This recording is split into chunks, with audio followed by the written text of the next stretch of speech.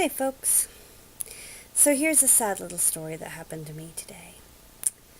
I was outdoors with my beloved mutt, Sandy, filming flowers and plants and things to share with you later. And as I'm zooming in really nice on these goldenrod flowers covered with bees and wasps, and I hear this squeak, this little high pitched noise.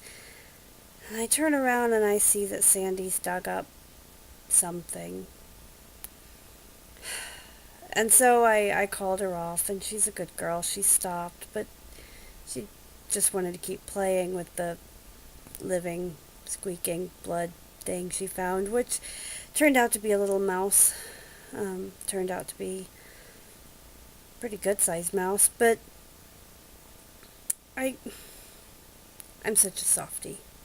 I set traps in my house. I don't want them eating my flour. I don't want them getting into my stuff. I don't want them leaving little poops everywhere.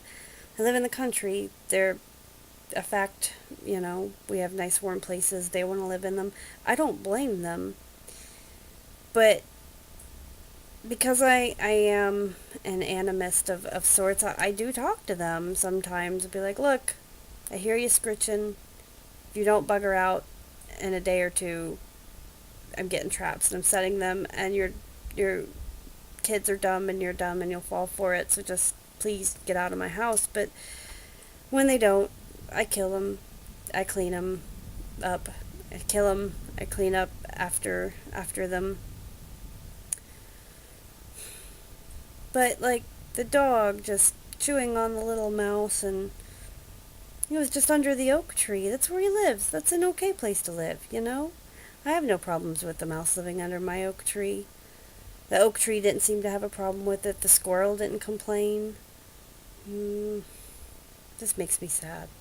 So I had to go over there and I had to kill the mouse. Now, I guess I didn't have to kill the mouse, but morally I felt obliged to kill the mouse because it's sitting there squeaking and miserable. I tried to see if it would move, and it tried to run away from me, but it literally just ran a couple steps, fell over, and closed its eyes and panted. I'm pretty sure there's internal bleeding. It's not just a little broken leg, and even if it was, I can't just raise a mouse. I work most every day, and so the way I did it this time is a big slab of marble. Just enough for me to pick up in both hands, and I brought it over, and he said, "Hey, little guy, I don't think you're going to get any better. It's about to storm. There's already flies and ants. I'm not leaving you like this. So sorry." And BAM! Dropped the marble on him. And I took a deep breath, stepped back, gave myself a few steps running, and I jumped, and I landed both feet on the marble.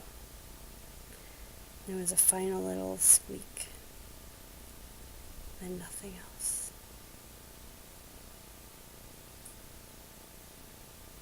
And I sighed.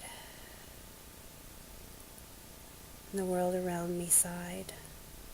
The oak tree sighed. The squirrel sighed. The wind picked up. A gentle roll of thunder came tumbling over the hills. Sat down on the porch like a big baby and cried for a minute, wiping my tears with my skirt, laughing at myself for, it's just a mouse. It's a life. Never been good at ending lives. So after that, I got the shovel, went, cleaned it up, tossed it, picked up its little body, and, told it I was sorry for everything that happened and the painful way it went, and tossed it up into the long grasses, and hopefully one of the cats or predator birds or other things we've got running around here will find it and make use of its body now that it doesn't need it anymore. So that's my story of mouse killing. Whee! Thanks.